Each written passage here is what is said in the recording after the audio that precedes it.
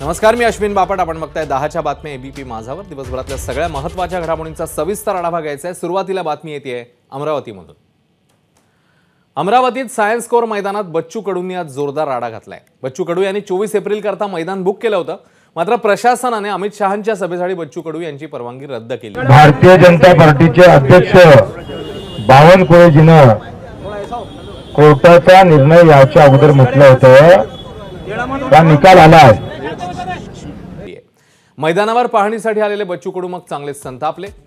कडूंची गाडी पोलिसांनी अडवली. पोलीस उपायुक्त गणेश शिंदे यावेळी स्वतः कडूंसमोर गेले. कडूंनी पोलीस उपायुक्तांशी जोरदार हुज्जतही घातली. आणि सध्या बच्चू कडू या सगळ्या संदर्भात आपली भूमिका मांडतात. थेट जाऊया. पण कोर्टाचा निकाल फुटला हे हिंदुस्थानात पहिल्यांदा घडलं. दुसरी घटना अशी आहे, हे जे दडपशाही आहे, लोकशाहीमध्ये अशा प्रकारची दडपशाही मला असं वाटतं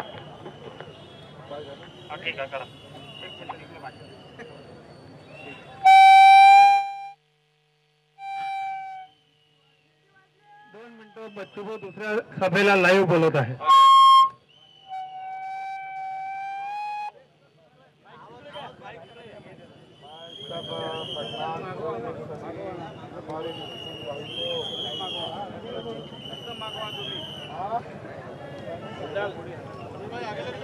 हेलो, पठान भाई को पठानपुरी के सब मुस्लिम भाई को मैं सबको माफी मांगता हूँ कि मैं वहाँ आ नहीं चुका. यहाँ की जो दंडुकशाही है, ये आवाज आ रही है क्या? आवाज येता है का? ये जो दंडुकशाही राणा ने शुरू की है, वो हमको खत्म करना है. और खत्म करने वाला एक ही उम्मीदवार है, दिनेश जी भूप. हम ढाल के तरह उसके जो रंगबाजी है वो रोकेंगे. और जो अभी उन्होंने तानाशाही शुरू की है, हमारी परवानगी होने के बावजूद भी टाइम पर हमको परवानगी उन्होंने रद्द की हमारी. अब ये संघर्ष जो हमारे पर अन्याय किया, आप पर अन्याय किया है. तर मोठी बातमी येते. बच्चू कडूंच्या रॅलीला पोलिसांनी परवानगी दिली आणि शहरातल्या 3 मैदानांचा पर्याय त्यांना देण्यात आलाय. 3 मैदानांपैकी कोणतेही मैदान बच्चू कडू या रॅली करता सभेकरता घेऊ शकतात. सध्याच्या घडीची ही अपडेट येते. शहरातल्या 4 पैकी 3 मैदानांचा बच्चू कडू यांना पर्याय देण्यात आलाय आणि 3 पैकी कोणत्याही एका मैदानावर बच्चू कडू हे सभा घेऊ शकतात. सध्या बच्चू कडू कार्यकर्त्यांसमवेत आहेत, सल्लामसलत करतायत. मात्र एकीकडे पोलिसांनी ही परवानगी दिलेली आहे, मात्र 3 मैदानांचा पर्याय या परवानगीसोबत देण्यात आलाय. या 3 पैकी एका मैदानावर बच्चू कडूंना सभा घ्यायला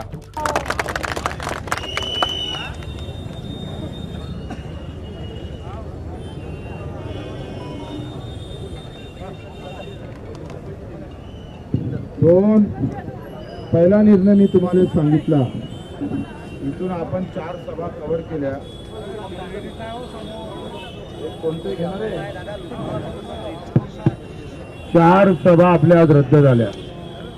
5 तास आपला प्रचार थांबवला आहे पोलीस प्रशासनानं. 5च्या पेक्षा जास्त व्यवस्थित ट्रेनिंग राहण्याचं, त्याची परवानगी 22 तारखेला नाकारली आणि 23 तारखेला शिक्षण अधिकाऱ्यानं पोलीस आयुक्ताला असं म्हटलं का आम्ही दिनेश बुबला परवानगी दिलेली आहे, हा टाकलेला पेंडॉल काढून टाका असं म्हटलेलं आहे. आपण तानाशाही केली, आपण शांतता भंग नाही केली. आता सकाळी 8 वाजता जिल्हा परिषदचा शिक्षण अधिकारी इथं फिरायला आला. त्यांनी सांगितलं का हे पेंडॉल राणाचा काढून टाका, कायदा सुव्यवस्था आचारसंहितेचा भंग होऊ नये म्हणून. पण पोलीस आयुक्तानं त्याचं एकही न ऐकता तानाशाही सुरुवात झाली सकाळपासून. आणि आम्हाला फोन यायला लागले का तुमची सभा दुसरीकडे घ्या.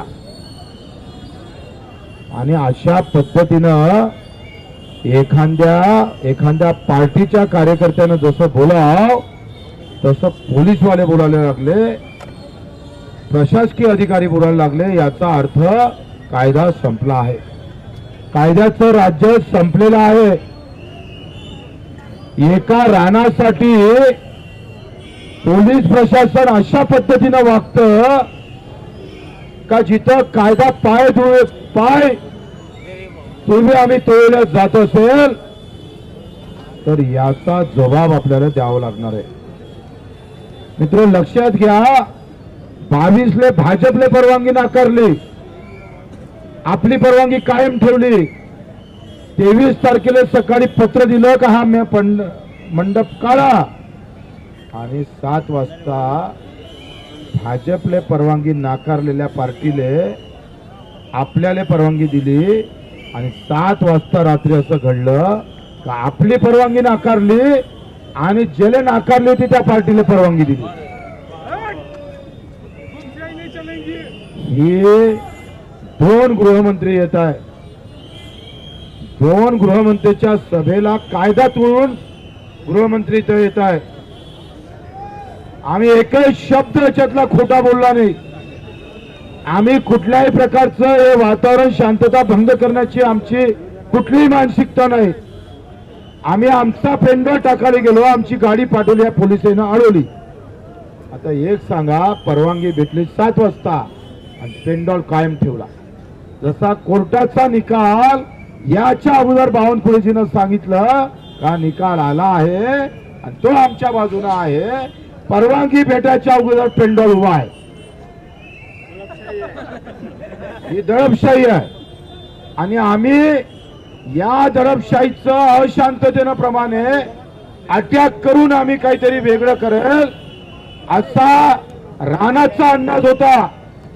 पोलीस प्रशासन आणि राणाच्या गुप्त बैठकी झाल्या कि आप ऐसा प्लान करो कि वो इधर आएगा, आप उसको रुखा देना.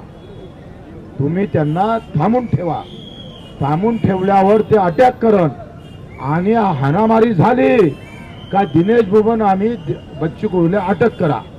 म्हणजे प्लॅन म्हणजे असं पिक्चर मध्ये पण होत नाही.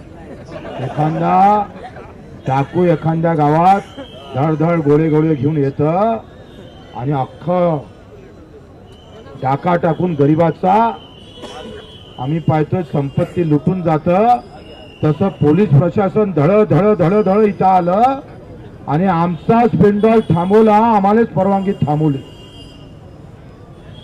हे जेवढं त्यांना मला वाटते गर्वाचं वाटत असेल, अभिमानाचं वाटत असेल, मी सांगतोय 26 तारखेला ही आमची अमरावतीकर जनता ही दडपशाही पूर्ण तोडून टाकल्याशिवाय राहणार नाही. याचं उत्तर न्यायालयात आम्हाला भेटलं नाही, प्रशासकीय कार्यालयात आम्हाला उत्तर भेटलं नाही, पण जनता उत्तर दिल्याशिवाय राहणार नाही. आता इथे सुद्धा मला मेसेज आले का काही लोक मुद्दामून इथं पाठवून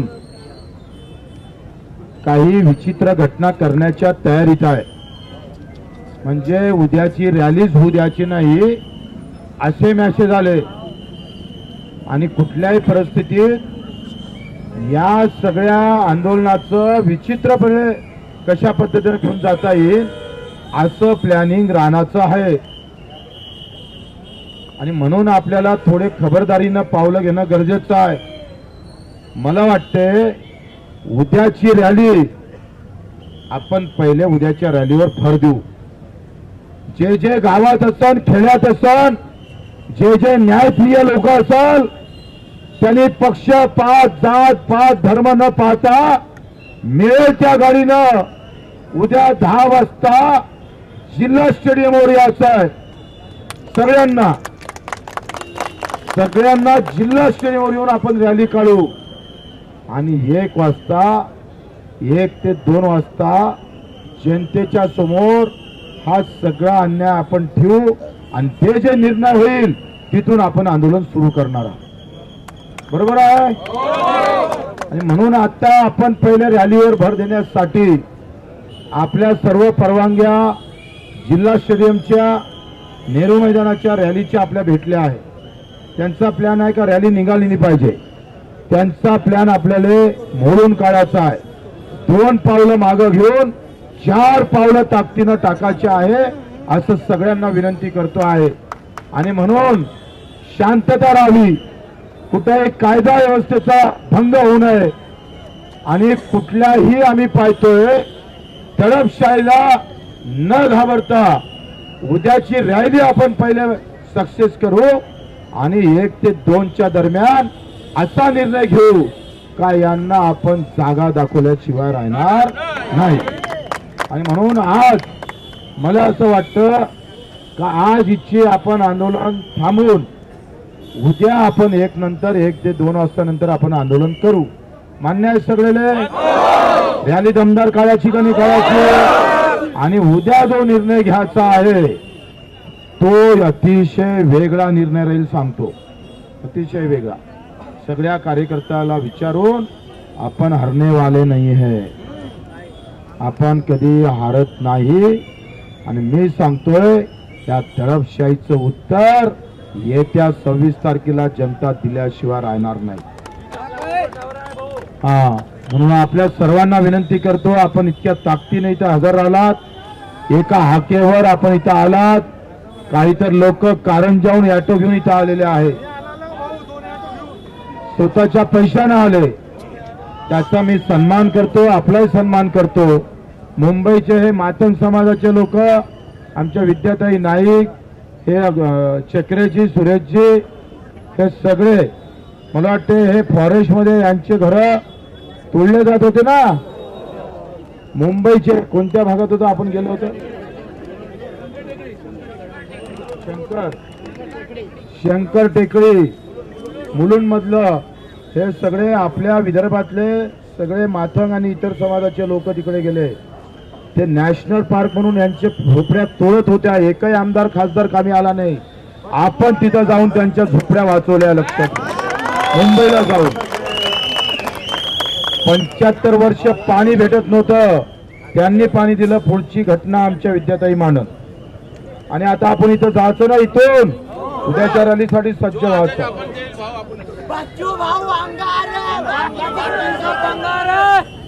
आम्ही सगळे मुंबईवरून आले.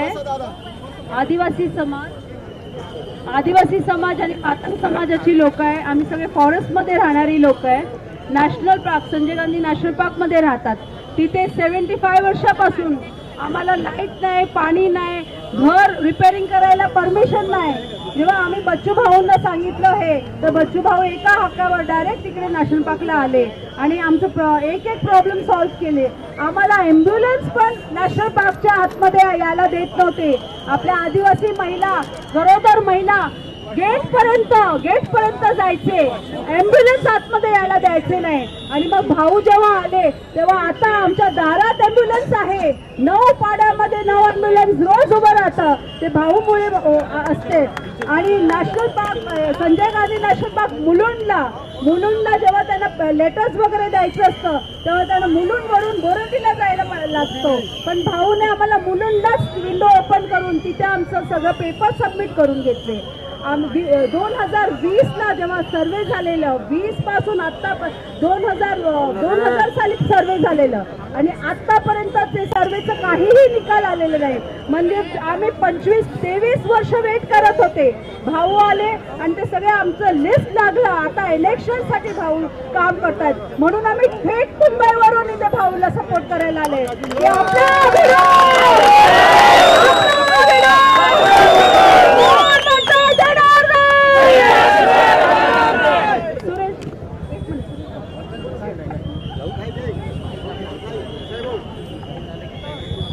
मैदान आमच्या हक्काचं, मैदान आमच्या हक्काचं.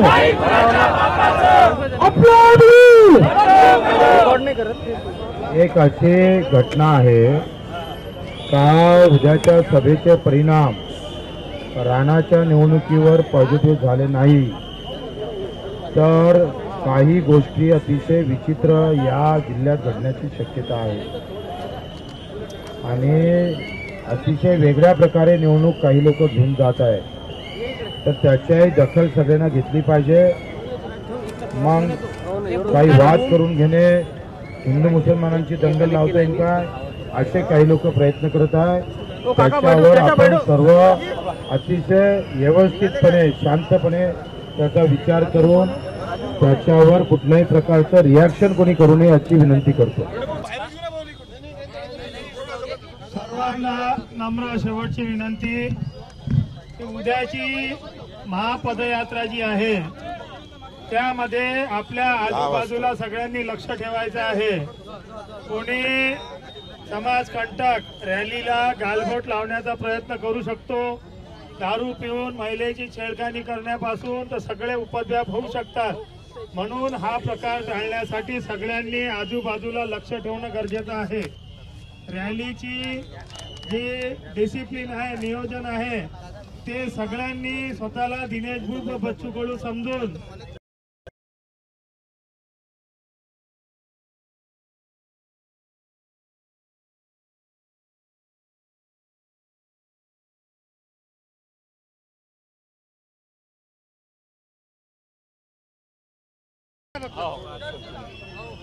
असं आहे नाही उद्याच्या महारॅलीमध्ये मोठ्या संख्येने आंदोलनाला यशस्वी करा आणि शहरातील लोकांची विशेष जबाबदारी।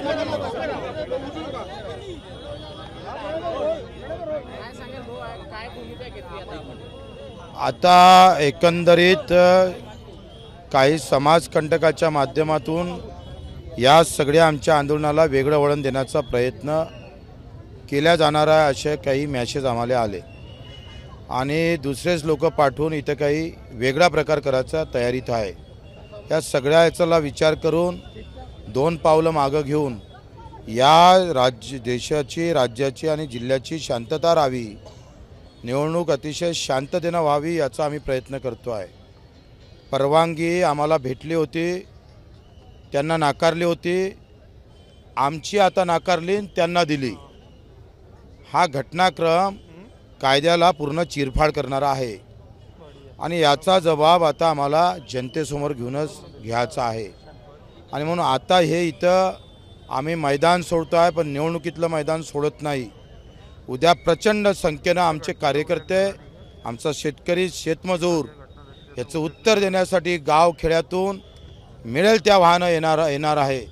सगळ्या कार्यकर्त्यांनी सांगितलं का बच्चू भाऊ पहिले रॅली सक्सेस करा आणि रॅली सक्सेस झाली का मग आपण उत्तर देऊ आणि उद्या आमची रॅली झाल्यानंतर मग आम्ही समोर जाऊ व्यवस्थित, तेव्हा आम्ही निर्णय घेऊन या आंदोलनाचा शेवट कसा करायचा तो आम्ही 1 ते 2 वाजता आम्ही नेहरू मैदानावर जाहीर करू। रॅली जिल्हा स्टेडियमवर निघणार, जिल्हा स्टेडियमवरून चित्रा टॉकीज, जवाहर गेटवरून राजकमल, नेहरू मैदानाला समाप्त होणार आहे।